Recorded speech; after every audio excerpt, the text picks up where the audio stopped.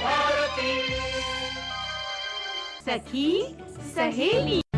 सभी सखियों, सहेलियों और सखाओं को रेडियो सखी ममता सिंह का नमस्कार। मंदाकिनी जी, आपको भी हमारा नमस्कार। और सभी सुनने वालों को मंदाकिनी जोशी का प्यार भरा नमस्कार। ममता जी, आपको भी मेरा बहुत बहुत प्यार भरा नमस्कार। नमस्कार। हाँ, अच्छा कैसी हैं आप, बताइए तो। अच्छी हूँ, आप कैसी हैं बताइए। मैं थोड़ा आपसे कम अच्छी हूँ, लेकिन हाँ, आपका साथ होने से थोड़ा अच्छा महसूस कर रही हूँ। अच्छा, क्या बात है। फिर तो हमें शुक्रिया अदा करना चाहिए ऊपर वाले का कि हमारा साथ आपको इतना अच्छा लग रहा है। तो भाई ये साथ जो है सिर्फ आपको ही नहीं अच्छा लगता, हमें भी अच्छा लगता है। और साथ मन पसंद मिल जाए तो मन और तन दोनों स्वस्थ रहते हैं ना। बिल्कुल सही कहा आपने, क्योंकि अच्छे साथ से अच्छे दोस्त मिलने से हमारी जिंदगी में संतुलन और स्थिरता भी आ जाती है। अगर इस साथ में सच्चाई है, विश्वास है, परिपक्वता है तो ये साथ लंबा चलता है।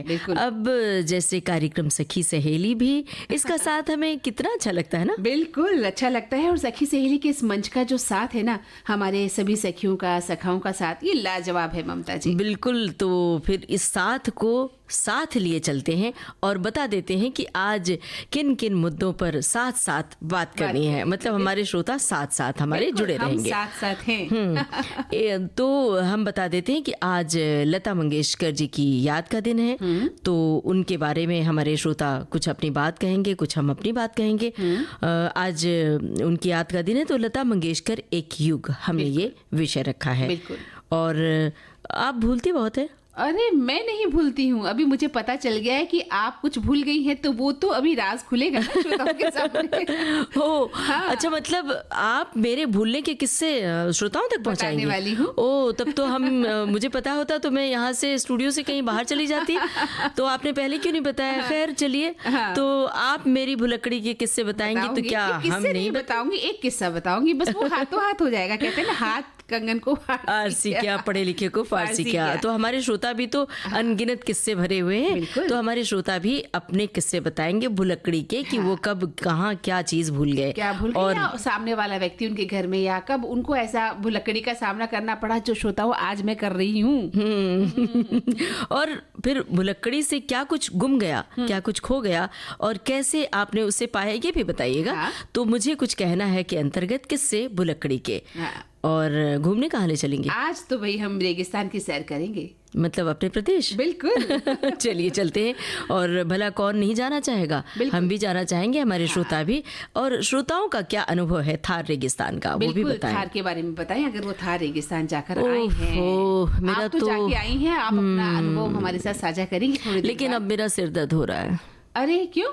आप कहेंगे कि शुरुआत, कार्यक्रम की शुरुआत और सिर दर्द, तो फिर क्या नहीं करें? होना चाहिए। लेकिन मैं समझ गई हूँ, बच्चों की परीक्षा का जो है समय चल रहा है, और ऐसे में बच्चों से ज्यादा माता पिता का सर दर्द होने लग गया है। सचमुच। तो यही तो करना है कि परीक्षा कई बार हमारा सिर दर्द बन जाता है। तो होना क्या चाहिए आपको, मतलब हमारे श्रोताओं को अपने अनुभव साझा करने हैं कि जब परीक्षा आती है बच्चों की तो सिर दर्द किसका होता है, आप सभी का, बच्चों का, या किसी का नहीं।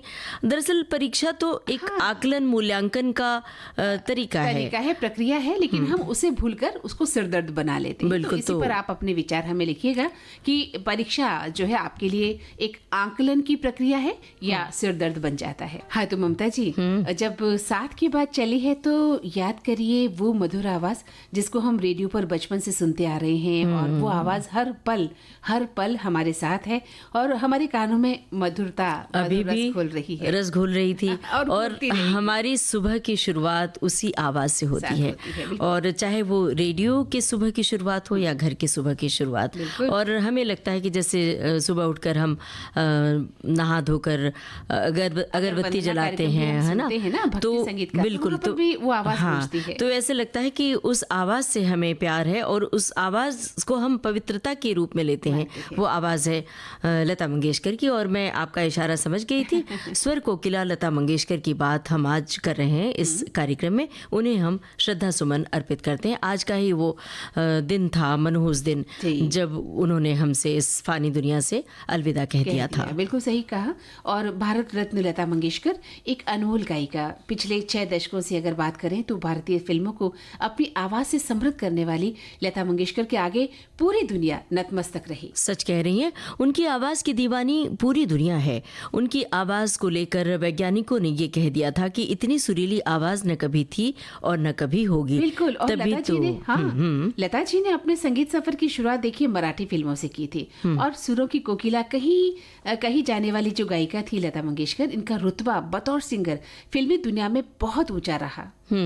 और अपने गायन की दुनिया में उन्होंने करियर में बहुत सारी अलग अलग भाषाओं में उन्होंने गाने गाए। तकरीबन 50,000 से ज़्यादा गाने उन्होंने गाए हैं। और कमाल की बात यह है कि फिल्मों के ब्लैक एंड वाइट के ज़माने से लेकर रंगीन स्क्रीन तक लता जी टॉप पर रही। बिल्कुल बिल्कुल सही कहा आपने। और लता जी भारतीय संगीत उद्योग में सबसे महान मानी जाती रही हैं, क्योंकि उन्होंने 36 से ज्यादा भारतीय भाषाओं और कुछ अंतर्राष्ट्रीय भाषाओं में भी गाने गाए और बखूबी गाए। बिल्कुल। उनकी आवाज़ इतनी मधुर थी कि हर दिल की ख्वाहिश होती थी कि आवाज़ लता जी जैसी ही हो हर किसी को, हर किसी की। लता जी की जो बात सबसे ख़ास बनाती है वो है सुर और आवाज़ में उतार चढ़ाव, या पिच भी उनकी लाजवाब थी। और ये कहा जाता है कि वो हमेशा 5वें काले से गाती थी। बिल्कुल बिल्कुल बिल्कुल सही। और 5वें काले से गाना, हारमोनियम के 5वें काले से गाना थोड़ा मुश्किल होता है।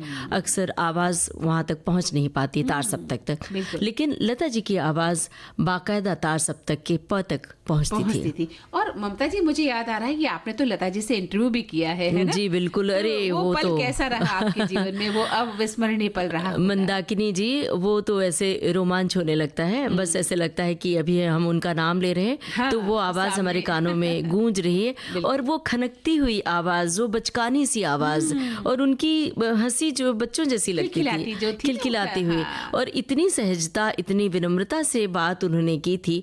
तो हम अपना सौभाग्य मानते हैं विविध भारती में हमें मौका मिला लता जी से बात करने। बहुत लाजवाब था जो आपने उनसे बातचीत की, और उन्होंने जिस अंदाज में जवाब दिया वो इंटरव्यू सुनते ही बनता है। और एक बार नहीं मंदाकिनी जी, हमें उनसे बातचीत करने का कई बार मौका मिला। तो ये सचमुच हमें लगता है कि हमने कोई तो अच्छे कर्म किए होंगे जिसकी वजह से लता जी से बात करने का सौभाग्य प्राप्त हुआ। बिल्कुल सही कहा आपने। और देखिए, जब बात लता जी की चल रही है तो कहते हैं कि उनके परिवार में तो संगीत की धारा बहती रही। उनके पिताजी से शुरू हुई थी वो धारा, और लता जी को जो है प्रशंसक माँ सरस्वती का अवतार मानते रहे हैं। और जो संगीत है वो लता जी की सांसों में बसता था। वो साकार से निराकार होने तक संगीत की सेवा करती रही। और जब तक संगीत हमारी रगों में बहता रहेगा तब तक वो आवाज़ हमारे दिलों में जिंदा रहेगी। 28 सितंबर 1929 में जब अंग्रेज़ों का शासनकाल माना जाता है, तब जन्मी लता जी भारत के दोनों पहलुओं की गवाह बनी। सूफी, कव्वाली, गज़ल, ठुमरी, चैती, टप्पा, न जाने गानों के कितने प्रकार उन्होंने अपने सुरों में उतारे और गाए, और तरानों को सुमधुर तरीके से प्रस्तुत किया। और उनकी फिल्मी गीतों की तो बात ही अलग है। वो गीत आज अमर हो गए हैं, और हम तो बचपन से सुनते आ रहे हैं। आज भी मन नहीं भरता उन गीतों को सुनकर। लता जी की जो सुर संगीत का साक्षात विग्रह मानी जाती रहती हैं, और इसलिए कि वो कभी थी नहीं हो सकता। मतलब हम उस युग में पैदा हुए जिसमें लता जी के स्वर गूंजे, और इससे बड़ी जीवन की सार्थकता हमारी क्या हो सकती है जिसमें लता जी को सुना है, और जिसने लता जी को नहीं सुना समझो वो जन्मा ही नहीं। सच कह रही हैं कि प्रश्न उठता है कि मेरे जहन में कि विधाता क्या कभी कोई दूसरी लता का सृजन कर सकेगा? क्या सुर की ऐसी विशुद्ध दीर्घ साधना कोई कर सकेगा? बिल्कुल सही कहा आपने कि ऐसे प्रश्न हमारे जहन में उठते हैं कि युगों में कोई एक लता होती है, और उनका इतना विराट व्यक्तित्व हमारे हिस्से में जितना भी आया वो अक्षय कोश है हमारे जीवन। बिल्कुल सही कह रही। हाँ, तो ममता जी, हमारे श्रोताओं ने भी अपने विचार रख दिए हैं लता जी के बारे में। एक श्रोता लिखते हैं कि भारत में पार्श्व गायन के मामले में मामले में लता मंगेशकर स्वर्ण मानक है और भारतीय शास्त्रीय संगीत के बारे में उनका गहन और संपूर्ण ज्ञान, धुनों के मूड को पकड़ने की उनकी अंतर्निहित क्षमता ने उन्हें एक अमूल्य संपत्ति बना दिया है। बिल्कुल। देखिए ना, लता जी के बारे में कितनी सारी बातें, कितने सारे जज्बात साझा किए हैं हमारे श्रोताओं ने। एक श्रोता ने लिखा है कि उन्होंने हिंदी, मराठी और बंगाली में गाने गाए। 36 से ज्यादा भाषाओं में गीत वे गा चुकी हैं। अनिल विश्वास, शंकर जयकिशन, सचिन देव बर्मन, नौशाद, हुस्न लाल भगत राम, सभी संगीतकार के नाम लिखे हैं। लक्ष्मीकांत प्यारेलाल, राहुल देव बर्मन, सभी नामी संगीतकार के संगीत निर्देशन में उन्होंने अपना गीत गाया है। जी, ये श्रोता लिखते हैं कि लता जी ने अपनी शालीन, नाजुक, गहरी और रूहानी आवाज से लगभग 8 दशकों तक हमारी खुशियों, शरारतों, उदासियों, दुख, हताशा और अकेलेपन को अभिव्यक्ति दी है। उनके गाए गीत अमर हैं। भौतिक रूप से वो आज नहीं है, लेकिन गीतों के रूप में वो सदैव सुबह से लेकर रात तक हमारे साथ रहेंगी। और एक श्रोता लिखते हैं कि लगभग 7 दशक से भारतीय फिल्में लता जी के गीतों से लकदक होती रहीं। मधुबाला से लेकर माधुरी दीक्षित तक जैसी तमाम हीरोइनों को उन्होंने अपनी मधुर आवाज दी है। और देखिए ना, एक श्रोता ने लिखा है कि भारत की कोकिला लता मंगेशकर भारतीय संगीत की एक चिरस्थायी प्रतीक बनी हुई हैं। 6 फरवरी को उनकी 3री पुण्यतिथि पर दुनिया भर में लाखों प्रशंसक, संगीत प्रेमी और प्रशंसक इस महान गायिका के असाधारण जीवन और विरासत को याद कर रहे हैं। अपनी मधुर आवाज के साथ पीढ़ियों तक भाषा की बाधाओं को पार करते हुए लता जी का संगीत हर जगह अद्वितीय है। और भी हमारे बहुत सारे श्रोता लिख रहे हैं कि जब जब हम निराश हुए तब उनकी आवाज़ ने हमें सुकून दिया।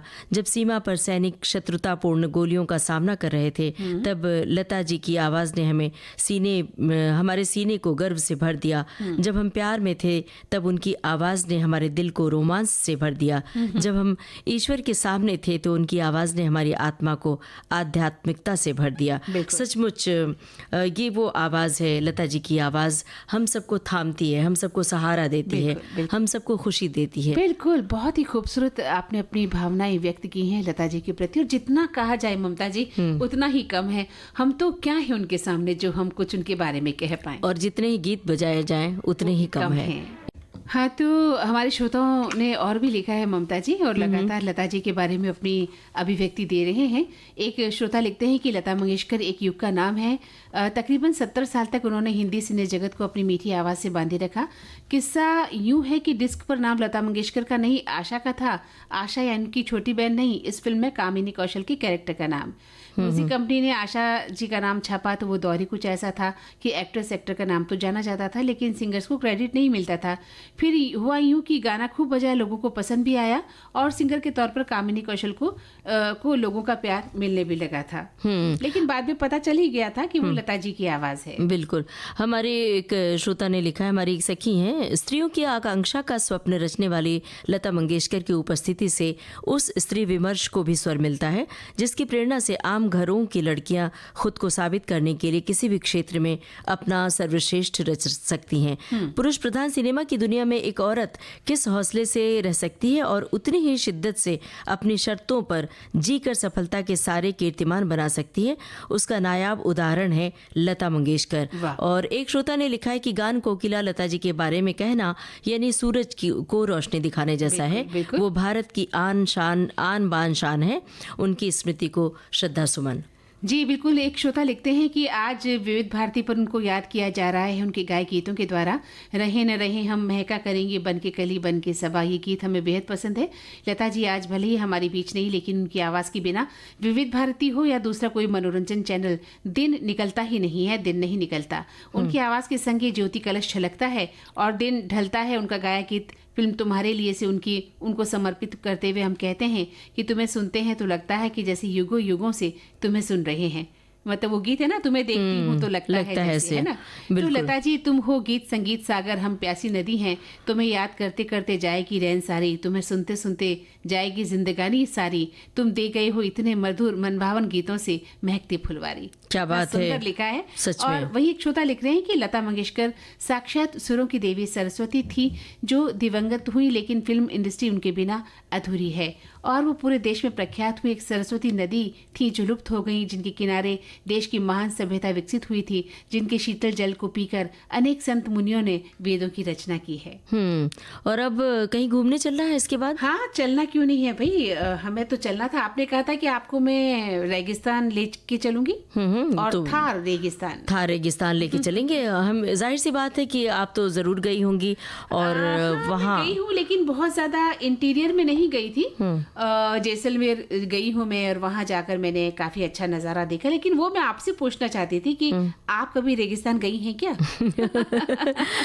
हम भी गए हैं, एक बार गए हैं और जैसलमेर से गए हैं, जैसलमेर से ऊंट की सवारी करते हुए थार रेगिस्तान तक। और वो दृश्य इतना खूबसूरत था कि सूरज अस्ताचल को जा रहा था और उसकी जो नारंगी रंग की रश्मियां रेत पर पड़ती हैं, तो वो जैसे रेत रंगीन हो गया था। ऐसे लग रहा था कि ढेर सारा रंग किसी ने छिड़क दिया हो। और हम जब रेत को बटोरने के लिए हाथ में मुट्ठी में लिया तो सारे रंग गायब। तो वो ऐसे लग रहा था कि ये धूप छाई नजारा, वो प्राकृतिक रंग था। और वहां पर बैठे ठंड का मौसम था, लेकिन ठंड कहाँ महसूस हो रही थी वहां पर। तो वो जो खूबसूरत नजारा था उसको हम अपनी आंखों में कैद कर रहे थे और बहुत देर तक बैठे रहे रेत पर, खूब सारी गुफ्तगू की, आपस में अटखेलियां करते रहे, उस पे नाम लिखा, नाम लिखते रहे होंगे, है ना? आप पहले मिली होती तो आपका नाम भी वहां लिख देते। अरे चलिए, आप रेत पर नाम लिखने का, रेगिस्तान में अपना नाम, दिल के समंदर में अपना नाम लिख लीजिए।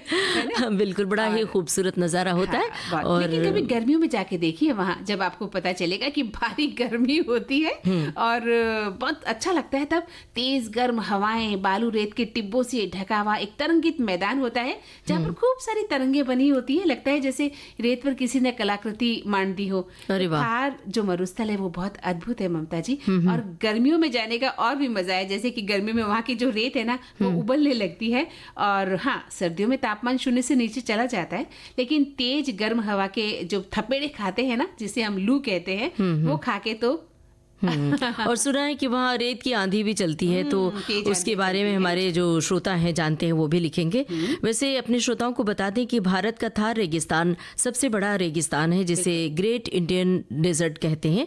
ये दुनिया का 17वां सबसे बड़ा रेगिस्तान माना जाता है और दुनिया का 9वां सबसे बड़ा ये कटिबंधीय रेगिस्तान भी माना जाता है। ये भारतीय उपमहाद्वीप के उत्तर पश्चिमी भाग के दरअसल बहुत किनारे पर है। 7,700 वर्ग मील के क्षेत्र, वर्ग किलोमीटर, जैसे कि अपन 77,000 वर्ग मील का क्षेत्र मान सकते हैं। उसको ये कवर करता है, इतना फैला हुआ है, बड़ा हुआ है। बिल्कुल। और रेगिस्तान का जो 60% से अधिक जो हिस्सा है ममता जी, वो राजस्थान में है और कुछ गुजरात में है, पंजाब में है और हरियाणा में भी फैला हुआ है। तो थार मरुस्थल की जब हम बात कर रहे हैं तो लहरदार रेतीले पहाड़ों का जो विस्तार होता है दूर तक, वो जो विशाल भारतीय मरुस्थल उसको हम कहते हैं। क्या बात है। अथाह जैसे समंदर फैला होता है, वैसे ही रेत का ये समंदर होता है। और कहते भी है ना रेत का समंदर। तो ये सारे नज़ारे हमारे श्रोता अपनी आंखों से देख रहे होंगे और हमें भी टिप्पणी में लिख भेजेंगे अपने अनुभव। खानाबदोश जातियाँ इस रेगिस्तान को अच्छी तरह से जानती और समझती हैं, लेकिन अगर हम और आप इस थार रेगिस्तान में जाना चाहते हैं तो मौसम, समय और साथ को ज़रूर जांच लें। थार मरुस्थल में ज़्यादा गर्मी होने के कारण वहाँ आबादी कम है और यहाँ मीलों की दूरी पर गांव है। बिल्कुल। और पूरे विश्व में पाए जाने वाले जो बड़े मरुस्थल की सूची में हम बात कर रहे हैं तो जो थार है राजस्थान का, वो 9वें स्थान पर है भारत का। और इसे सबसे बड़ा और गर्व मरुस्थल माना जाता है, क्योंकि यहाँ की खास बात ये है कि यहाँ रहने वाले लोग जो हैं अधिकतर पशुपालन का काम करते हैं। और यहाँ आपने जैसा कि कहा, ऊंट पे आपने सवारी भी की है, तो बहुत ज्यादा ऊंट बहुतायत मात्रा में देखने को मिलते हैं, क्योंकि रेगिस्तान का जहाज ऊंट को ही कहा जाता है ना। बिल्कुल। और ऊंट की सवारी का भी एक अलग आनंद होता है और एक अलग अनुभव होता है, खास तौर से जब ऊंट बैठा हो और हम उस पर बैठ जाते हैं तो बड़ा अच्छा लगता है। लेकिन जब वो खड़ा होने लगता है तो फिर तो जान निकल जाती है। खैर, हम सभी श्रोताओं के अपने अपने अनुभव अलग अलग होंगे। और वहाँ एक खास बात और मुझे लगी अच्छी कि वहाँ पर एक खास तरह का वाद्य लेकर लोग बजाते रहते हैं। वो बड़ा टाइप होता है, तारा जैसा सा बजता है। बिल्कुल, और बड़ा अच्छा लगता है। तो हमने तो वो भी सुना और उसे रिकॉर्ड भी किया। वैज्ञानिकों का मानना है कि थार रेगिस्तान हर साल उत्तर पूर्व की ओर फैलता जा रहा है। यही थार रेगिस्तान अब हरियाणा तक फैलने लगा है। राजस्थान में चलने वाली हवाएं थार मरुस्थल की रेत को सैकड़ों किलोमीटर तक दूरी में फैला देती हैं और थार मरुस्थल इतना गर्म होता है कि नंगे पैर चला जाए तो पैर जल भी सकते हैं। बिल्कुल सही कहा कि अगर हम नंगे पैर चलेंगे तो पैर जल सकते हैं। इसलिए जब भी जाएं तो हमने पहले भी कहा कि आप समय देख लें और साथ देख लें कि जिनको ले जा रहे हैं वो आपके साथ कैसा है और मौसम कैसा है। क्या आप उस गर्म मौसम को या उस गर्म रेतीले जगह को सहन कर पाएंगे कि नहीं। तो नंगे पैर बिल्कुल भी न जाएं, पूरे तामझाम के साथ जाएं और थार रेगिस्तान का आनंद उठाएं। मंदाकिनी जी, अब मैं जरा आपकी परीक्षा लेना चाहती हूँ। अरे क्या वो इतना अटक क्यों रही है? परीक्षा क्यों क्यों क्यों क्यों? मैं अब थोड़ी स्टूडेंट थोड़ी हूँ ममता जी। मैंने बहुत सारी परीक्षाएं दे ली, देखिए मैं अभी आपके साथ कार्यक्रम दे रही हूँ बस। देखिए, जो छात्र जीवन होता है कभी ख़त्म नहीं होता है और सीखने की, परीक्षा देने की उम्र कभी ख़त्म नहीं होती है। हमें तो ज़िंदगी में हर पल हर दिन परीक्षा देना पड़ता है। आप तो परीक्षा के नाम से इतना ज़्यादा घबरा गई। इतनी घबराहट तो आज के बच्चों में भी नहीं दिखाई देती है। ममता जी सही कहा।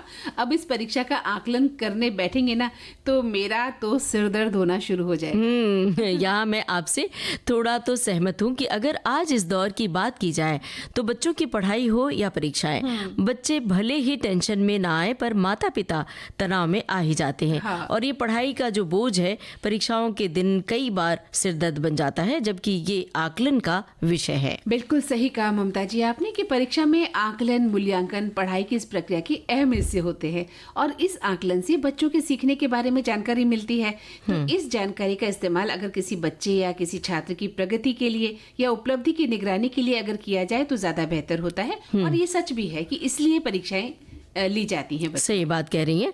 और आकलन से हमें ये पता चलता है कि छात्र ने, स्टूडेंट ने कितना सीखा है, कितना उसे समझ में आया है और कितना सीखना बाकी है। हाँ। और बच्चा कहाँ कमज़ोर पड़ता है, क्या कौन से सब्जेक्ट उसे कठिन लगते हैं और उसे किस तरह की गाइडेंस की ज़रूरत है। यही है परीक्षा का मंतव्य। हाँ, कि जो परीक्षाएं हैं, आकलन या मूल्यांकन की एक जो है वो प्रक्रिया है और लेकिन बच्चा या उसके माता पिता इसे सिरदर्द बना लेते हैं और ऐसे में परीक्षाएं बोझ लगने लग जाती हैं और बच्चा डिप्रेशन में आ जाता है। उसे पढ़ना भी बहुत बुरा लगने लगता है। सच कह रही हैं। और उसे कई बार अरुचि भी हो जाती है। हाँ। माता पिता भी तनाव में आ जाते हैं, बच्चे की पढ़ाई को सिरदर्द समझ लेते हैं। बच्चा कम नंबर ले आए तो फिर तो पूछिए मत, हंगामा हो जाता है घर में। और ममता जी अभी बच्चों की परीक्षाओं का समय भी तो चल रहा है ना, और बच्चों को पॉजिटिव एनर्जी के साथ खुद को भी सकारात्मक हमें रखना होगा, क्योंकि परीक्षा से डर लगने का कारण भी यही है कि हम नकारात्मक हो जाते हैं और बुरे रिजल्ट के डर से क्या होता है, हम पर अच्छे नंबर का दबाव पड़ता है कि लोगों को क्या जवाब देंगे, रिश्तेदार क्या कहेंगे,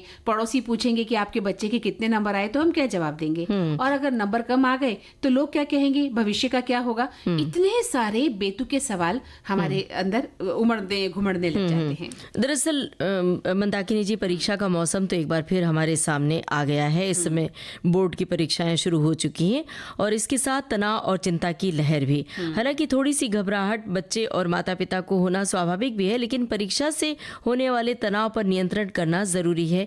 कई बार इतनी ज्यादा चिंता माता पिता करते हैं कि उसका कुप्रभाव बच्चे पर पड़ता है। वो इतना आक्रामक तरीके से उन पर बर्ताव करते हैं कि जब वो परीक्षा हॉल में बच्चे पहुंचते हैं तो उन्हें जो कुछ आता रहता है वो भी भूल जाते हैं, डर के मारे कि अरे हमारे मार्क्स कम ना हो जाए, अरे हमारे माता पिता को हम क्या जवाब देंगे। हाँ। तो ऐसी बुरी स्थिति नहीं आने देना चाहिए। सही कहा। तो तनाव पर काबू पाना बहुत जरूरी है और सकारात्मकता के साथ बच्चे और माता पिताओं को परीक्षाओं का जो भूत है वो मन से निकाल देना चाहिए। और कार्यक्रम के अंतिम सोपान तक आते आते हमें भी ऐसा लगता है कि हम कुछ न कुछ ऐसी परीक्षा के दौर से गुजरने वाले हैं। जैसा कि अभी आपको एहसास हो रहा था। हाँ। कि हम कौन सा प्रश्न पूछेंगे।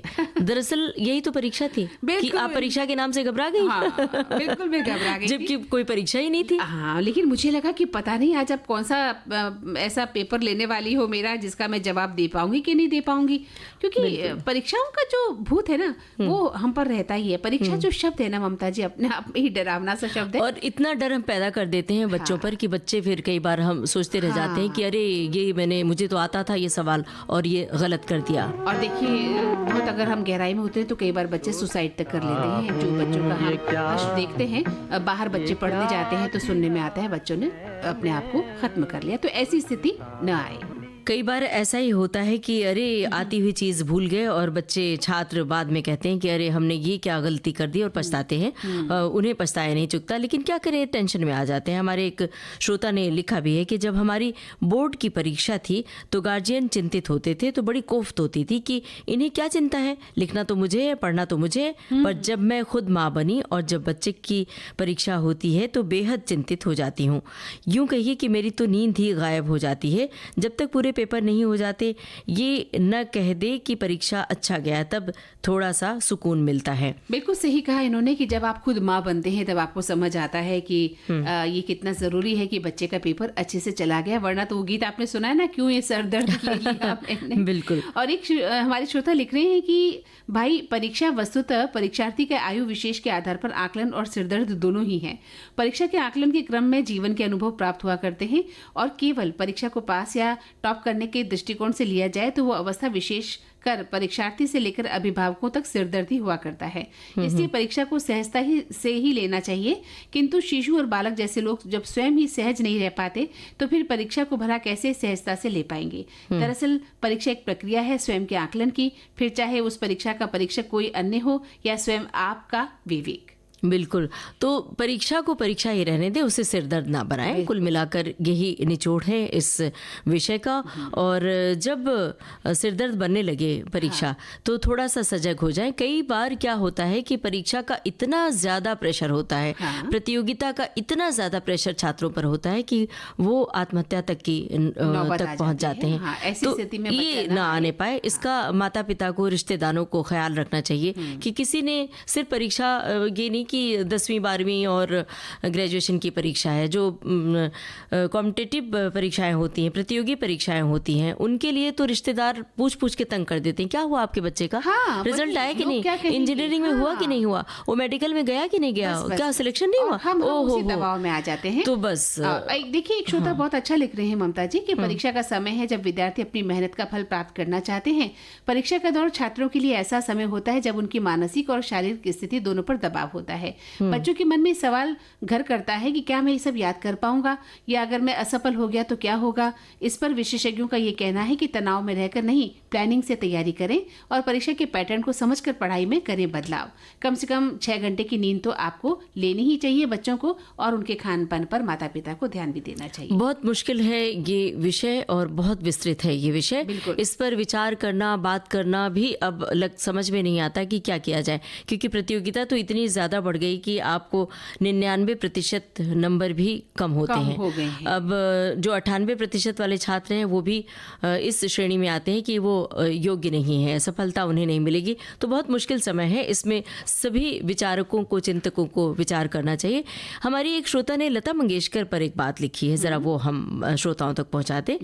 लिखा है कि पंडित शिव कुमार शुक्ल जो कि लता जी के गुरु भाई हैं, वे कहते हैं कि जैसे सूरज का कोई परिचय नहीं हो सकता, वैसे ही लता जी का परिचय देना कठिन है। और फिल्मकार गुलजार जी लिखते हैं, लता जी को छूना मुश्किल है, वे हर सुबह हर घर में गूंजती हैं। ये इस सदी की सबसे बड़ी बात है जो इस सदी ने देखी और सुनी, वो है लता जी।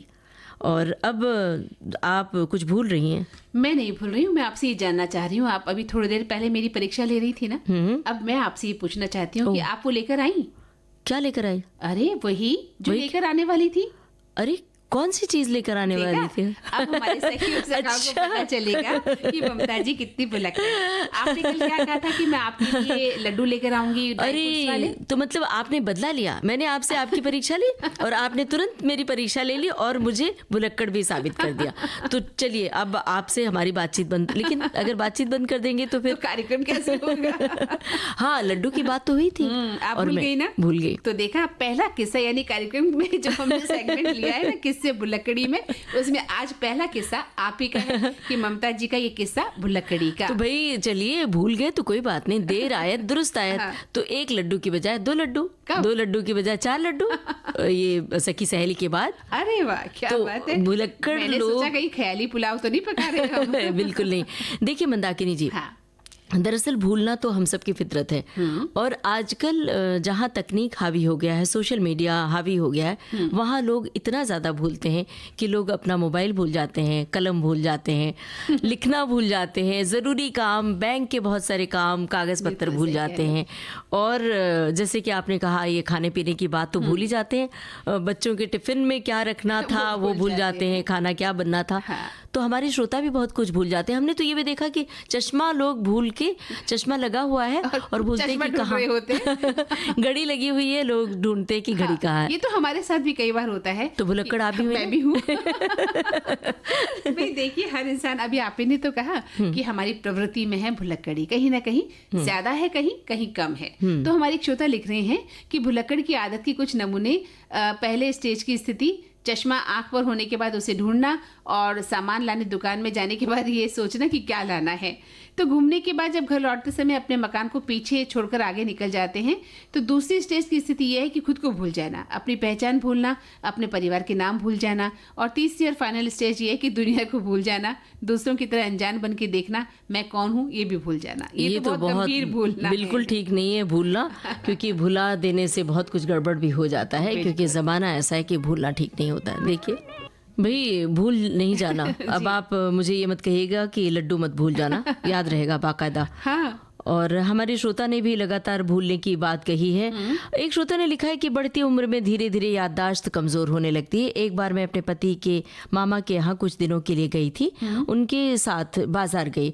वो मुझे साथ इसलिए ले गई थी क्योंकि उनको भूलने की बीमारी शुरू हो गई थी। सामान खरीदना, पैसे देने लेने में मेरी मदद हो जाती। एक बार उनको मामा ने 15,000 रुपये दिए थे रखने के लिए, उन्होंने वो रुपये पता नहीं कहाँ रख दिया।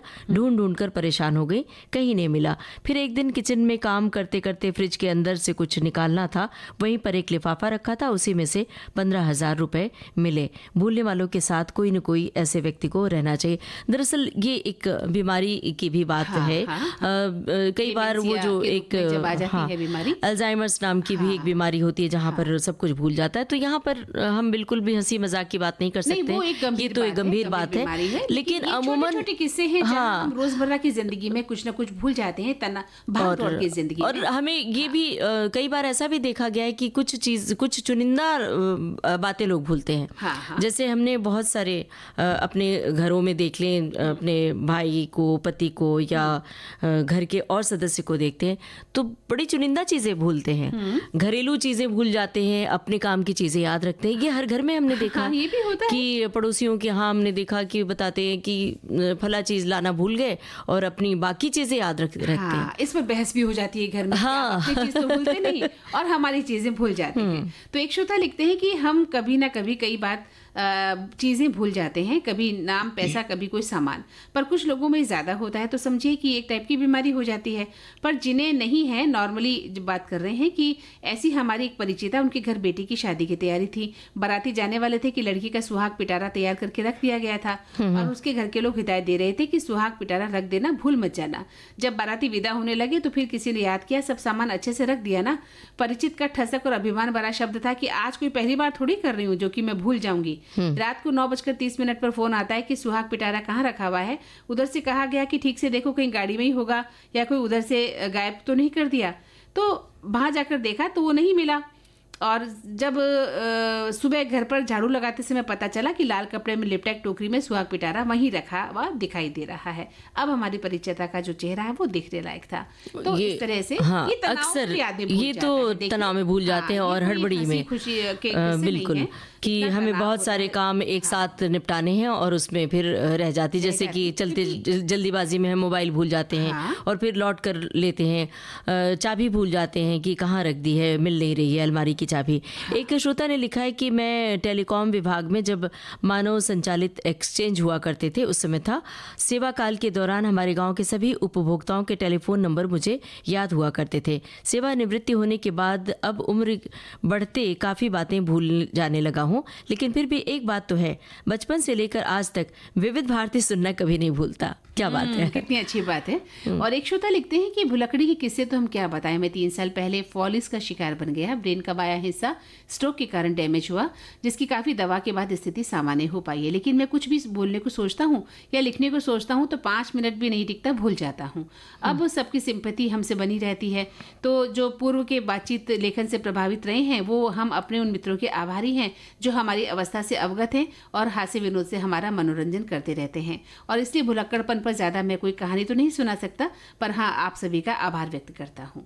जी बिल्कुल, आप ये कोई हंसी मजाक का विषय नहीं है, लेकिन हम एक रूटीन लाइफ में जो हल्की फुल्की जिंदगी में हम चीजें भूल जाते हैं उसका जिक्र कर रहे हैं, इसलिए वो हास्य विनोद के रूप में हम यहाँ पर इस कार्यक्रम को दे रहे हैं। और जब ये बीमारी का रूप ले लेता है तब वो चीजें बिल्कुल भी हास्य के रूप में नहीं कही जा सकती हैं। उसका इलाज होना जरूरी होता है। बिल्कुल।